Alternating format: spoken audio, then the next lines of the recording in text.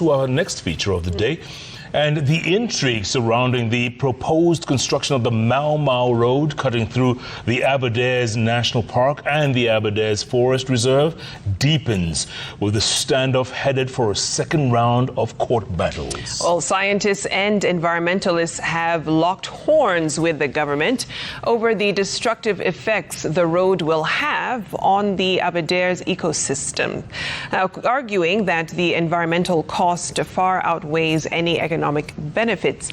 Mary Muoki visited the region and brings us the story of this proposed construction, which threatens to be another bruising legal battle between the government and conservationists.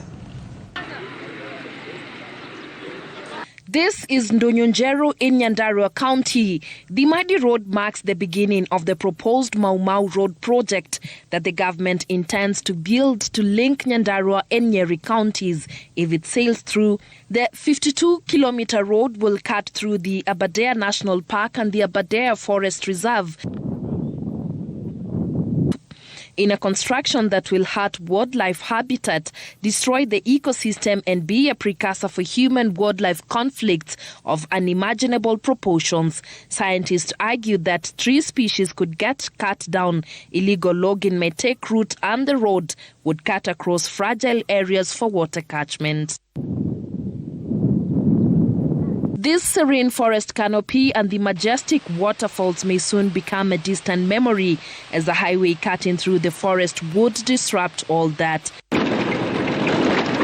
Scientists have warned that the proposed tarmac road, named Ihithe Ndonyonjero Road, may soon attract human settlements and commercial developments that will have major environmental effects to the communities living in the Aberdares and as far as Nairobi. What would happen if you have a breakdown in a park like this? So small businesses would start emerging. So we are basically saying this area would be open for development. We are not lacking space for development in this country. This is a very small space as a water catchment, critical water catchment. It's not even what it opens. I think the ecological value of this area is bigger than the road that would actually be done here. What impact will it have on communities living beyond the Aberdare? The Aberdare is a critical water catchment for the local community and the people living in Nairobi.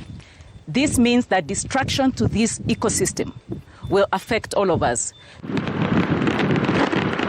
Conservationists have proposed an alternative route that they say balances both the environmental and economic benefits of such a project.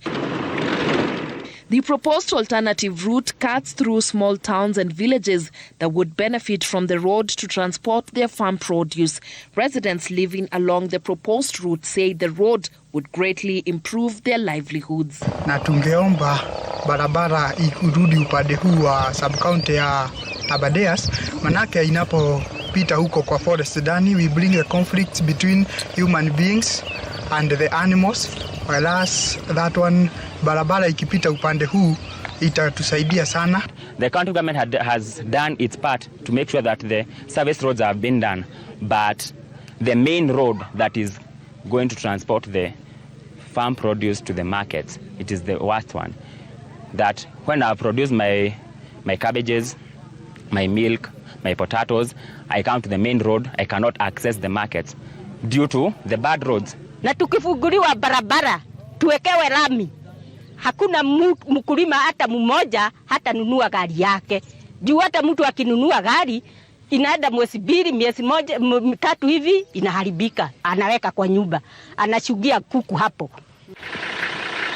The irony is that the proposed road leads straight to Wangari Maathai's home, Kenya's environmental champion renowned globally for her efforts to fight for Mother Nature. Scientists term it a sacrilege that the very thing she fought against all her life, and winning a Nobel Prize for environmental conservation, that the Aberdare forest would one day be desecrated by building a highway through it, is a painful betrayal to her life's work. Aberdares is one of those ecosystems that is connected. And so the threat to build a road through Aberdares is going to disconnect that ecosystem. And I think there are better options, better alternatives that have better economic returns for this connection of the county of Nyeri and the county of Nyandarua and Nakuru and Laikipia that would actually be more economically viable and would also assist the community. On Friday, the Conservation Alliance of Kenya lodged an appeal with the National Environment Tribunal seeking to halt the construction of the highway. CAK wants the tribunal to compel the government to consider an alternative route. The alliance cited severe environmental impact that the planned highway will cause and sought the cancellation of the NEMA license that approved the construction of the 4.4 billion road. The main objective of this road is to connect the county of Nyeri with the county of Nyandarua. And actually we do support development. But while we are investing in road infrastructure, we have to make sure that we are maximizing the socio-economic benefit of that road while minimizing the negative impact, in particular on the environment. Several independent studies have questioned the feasibility of the proposed Mau Mau Road, whose elevation at the highest point will be 3,200 meters above sea level, easily making it the highest highway in Kenya. With that, the practicability of commercial trucks carrying farm produce plying the route has been raised. Other factors include, because it passes through a park, it will be subject to KWS park rules and therefore will be closed from 6 p.m. to 6 a.m., making it operational for only 12 hours a day. Road users will also be liable to pay park entry fees each time they use the road, making it an expensive alternative.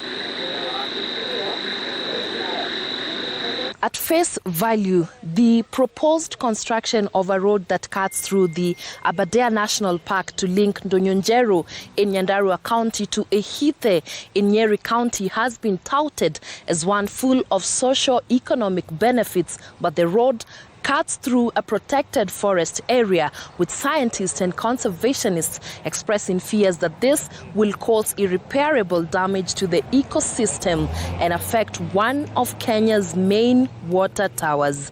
Muoki, Citizen TV, at the Aberdares Forest in Nyandarua County.